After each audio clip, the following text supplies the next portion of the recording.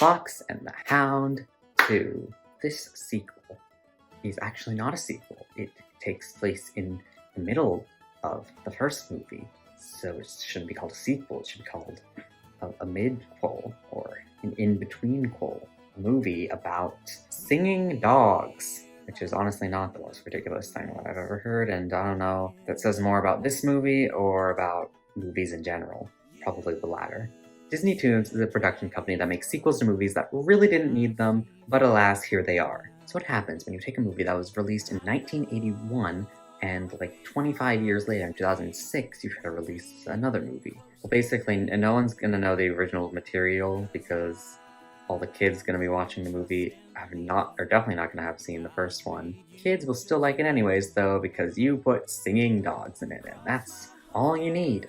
No, but for real, this movie is kind of strange in relation to the original one. The original one was so much darker and had a much more serious vibe to it, whereas this one couldn't really have any of that because it takes place in between the events of the original, and if anything too serious happened, it would negate the original.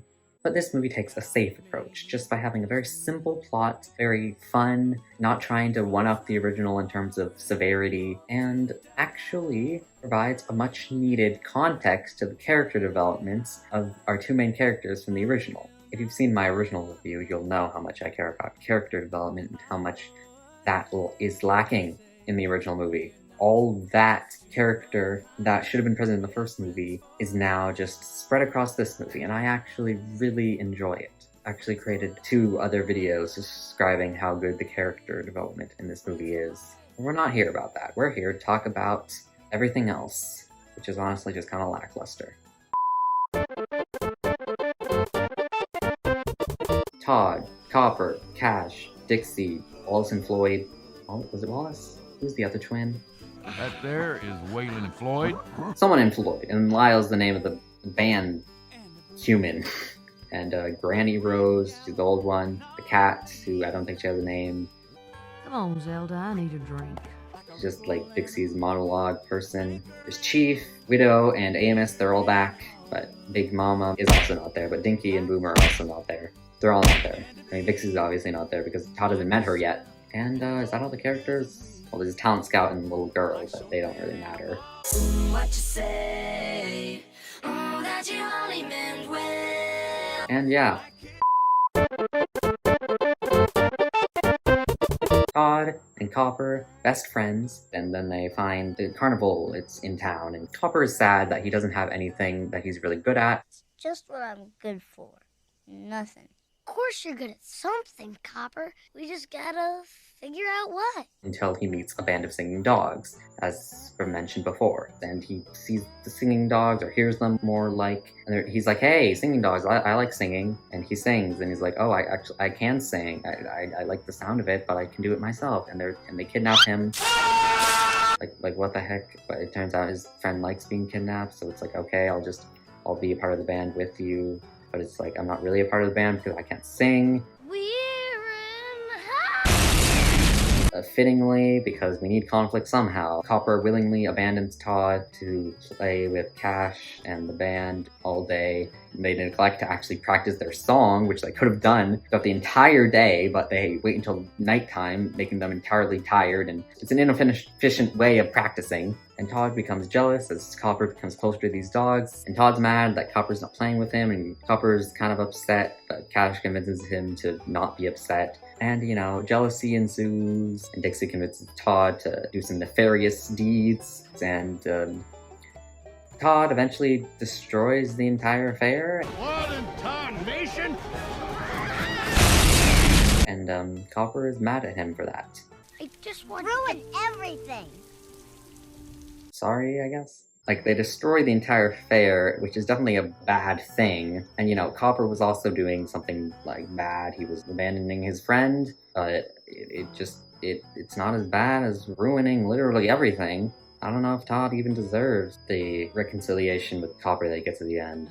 I mean, he's a kid, and he does eventually, like, realize his mistakes. Although I don't know if he would have done so if the fair hadn't been so ruined and he would have seen, like, all the carnage. Like, if it would have just been Copper's career that was ruined, maybe he wouldn't have learned his lesson. I don't know. But I guess we'll never know because it was unintentional. The entire affair was ruined by a unfortunate series of events that no one could have predicted. That is definitely total, like, ridiculous silliness for a children's movie for creating artificial conflict. And I feel like they definitely could have made a more realistic source of conflict than this. But whatever, Todd crashes the fair and it's like, oh no. Cash has the audacity to blame Dixie even though he has no idea that she was the cause of it. Dixie, what have you done?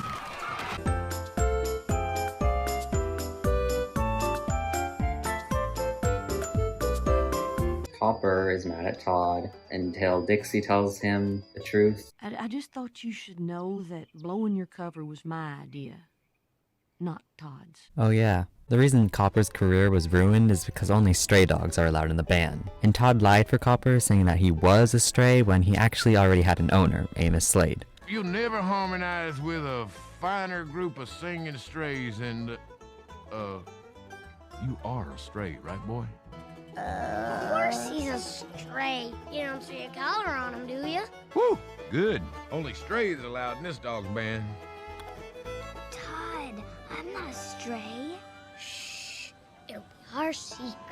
So when Todd was feeling neglected, he angrily admits to lying, causing Dixie to hatch a plan to expose Copper and get him kicked out. Todd agrees to this plan and uses Chief to lure Amos to the fair, where Amos then reveals that Copper is his dog. Thus, Cash realizes that Copper lied to him and therefore fires him. Sorry, I completely forgot to even address this part, this pretty significant detail. I wasn't planning on doing any voiceover for this one, but that's a little too important for understanding the story to just leave out or just put in text. I really should have scripted this more.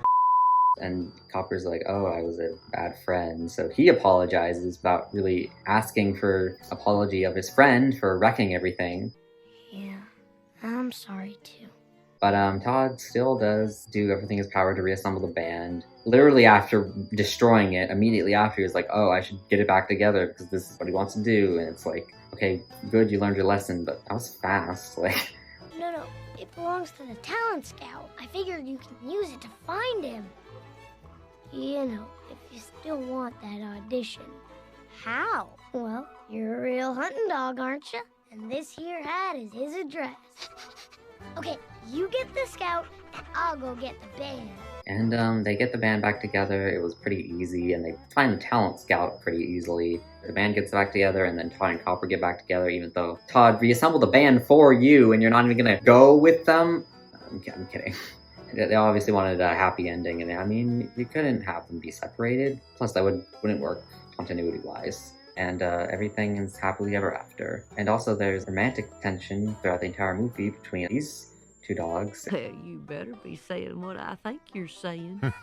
Well, I think you know what I'm saying is what you think I'm saying. Well, I thought you'd never ask.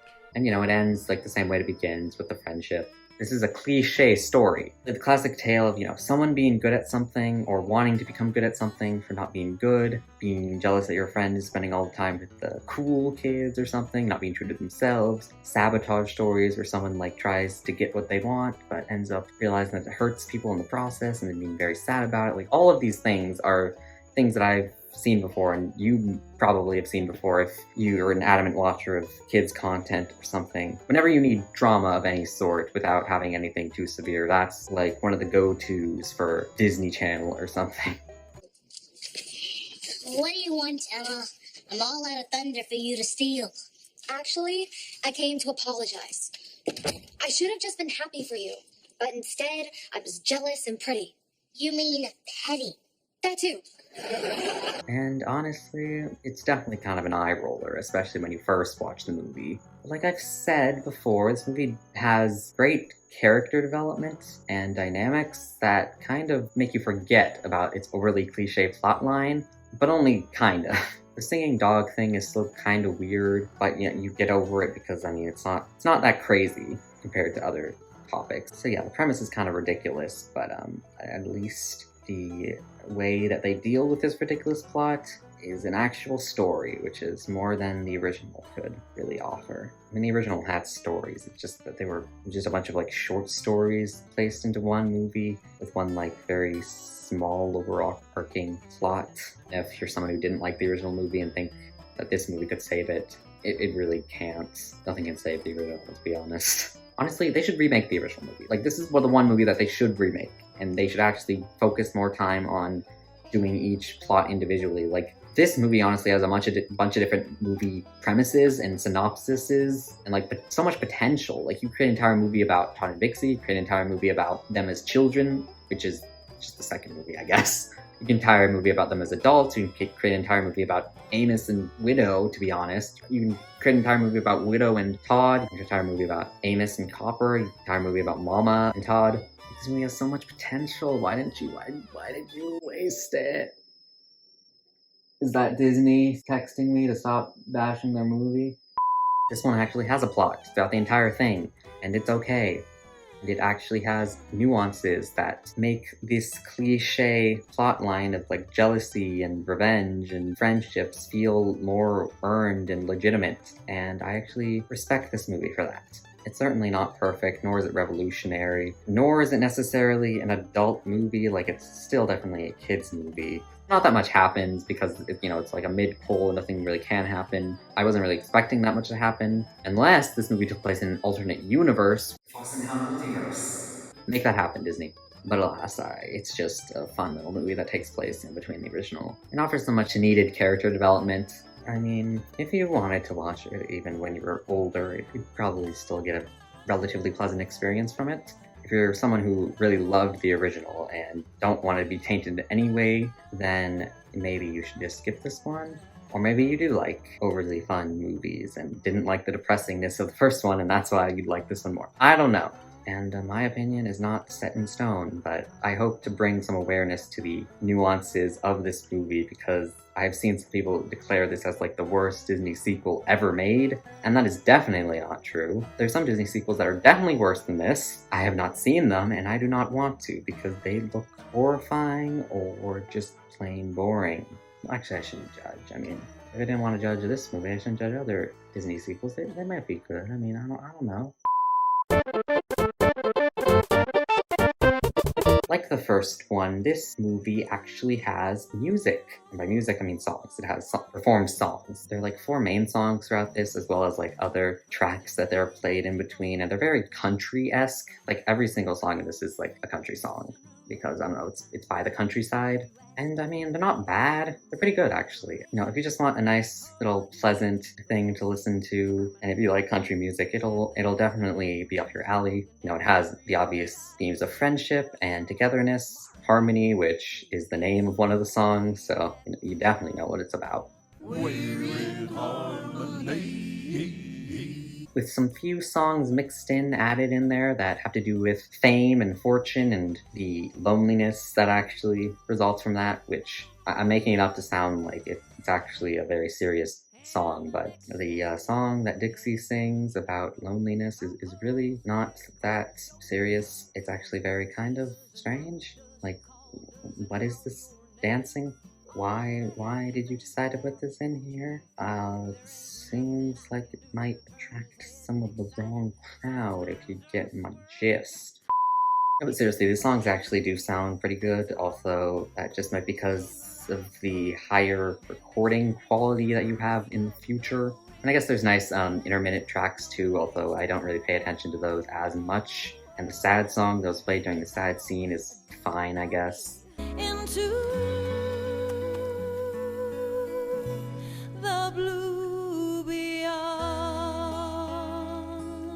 I don't really have that much to say about it.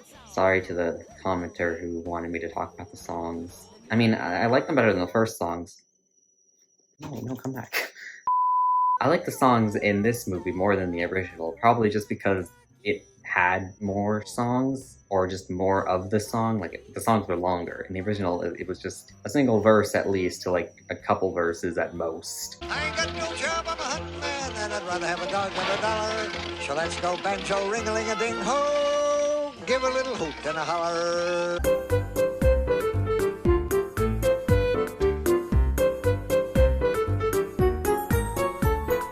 And they were all more plot exposition songs that drive the plot and are less background. When you're the best of friends, when you have a natural attraction. If you pal around with that copper hound, you'll wind up hanging on the wall. Goodbye may seem forever, farewell is like the end. And I mean, you should never put an arbitrary song in there, but if the story itself doesn't convey what your song is conveying, like if nothing on screen or what is said or what is done or what is invoked is able to make the audience know what the heck you're trying to say, then you need to do a better job at conveying your story. You shouldn't just put a song in there to tell us exactly what's happening. It's like when she says that they're the best of friends when they have met one time. It's their first time meeting. Yeah, none of the songs in this were necessarily that significant, but they were not that bad either. Yeah, the second one's obviously better because like they're in the future, and the first one had hand-drawn. They use CGI at some points, and it's kind of weird, but I mean, it's fine. If you're partial to the animation of the first one, then I don't really care, because I don't really care about animation that much. They're both fine. Just thumbs up. There were not that many jokes in the original. In fact, the most were probably with Dinky and Boomer. And the jokes in this movie are definitely more geared towards children and like slapstick comedy. This tour guide guy gets like messed up throughout the entire movie, and it's like, it was not funny at all. I will say it was a good transition. Like if they wanted to cut from the tension of the main story, they could just go to this scene with the girl and the talent scout and then switch back to it. I'll take care of this. I better. A talent scout will be here any minute. Lead on, Miss Farmer. I'm looking for some talent. Like, I noticed that they would just often do that. Like, it was literally just a transition. They wanted to show something else for a little while and then go back to the main action. None of it was really that funny. I barely think that I would even think it was funny as a child. The best type of comedy is definitely the one that is not expected. I will say the original movie has this one scene that I was like, okay, that was kind of funny. Who is it? That was just because I was not expecting it, though. It was like the movie was being very serious so far, and then just bang. But like, in this movie, it always gives you the time beforehand to expect what's going to happen, so it's never sprung on you by surprise, and it's just kind of lackluster in the end. None of the slapstick really does anything, and the disgusting parts of it are just disgusting. They're not appealing. There were some jokes that were kind of funny, like the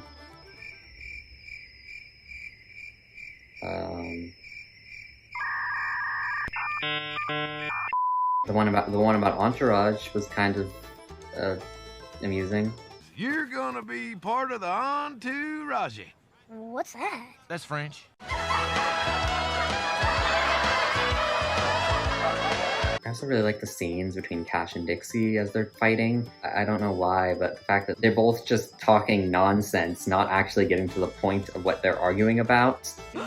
Just what exactly are you saying? Well, what do you think I'm saying? You better not be saying what I think you're saying. I think you know what I think I'm saying. I think you'd better know that what you're saying isn't what I think you're saying. Why do you always have to go? Only because what you if never. I said You know to what you I'd that- say? No. You know, this is just like the time when you jumped. You better not bring that up. And it could either be seen as lazy in a way of not actually putting in a legit conflict for them to argue about, or because they didn't want to put in a legit argument, because no kids would understand it or it wouldn't even matter anyways. But I like to think they were just wanted to be amusing.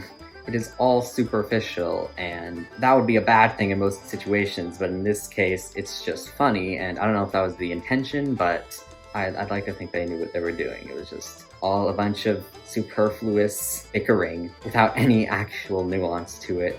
Well, I think we both been perfectly clear. Oh, perfectly. Which actually helps contrast when the actual nuance and conversations actually do start in the movie, which it does definitely have. It has nuanced conversations and actual developed characters, found characters, dynamics, and that's why I really do respect this movie. The plot may be kind of cliche. The jokes are hit or miss, mostly miss. Songs are fine, the animation is fine, and it is overall just a kid's movie. But I was pleasantly surprised to know that there was at least a little bit more to it. They tried a little bit, at least, and to the point where it was enough to make a movie that I feel like is actually worth analyzing to an extensive degree. So that's what I did.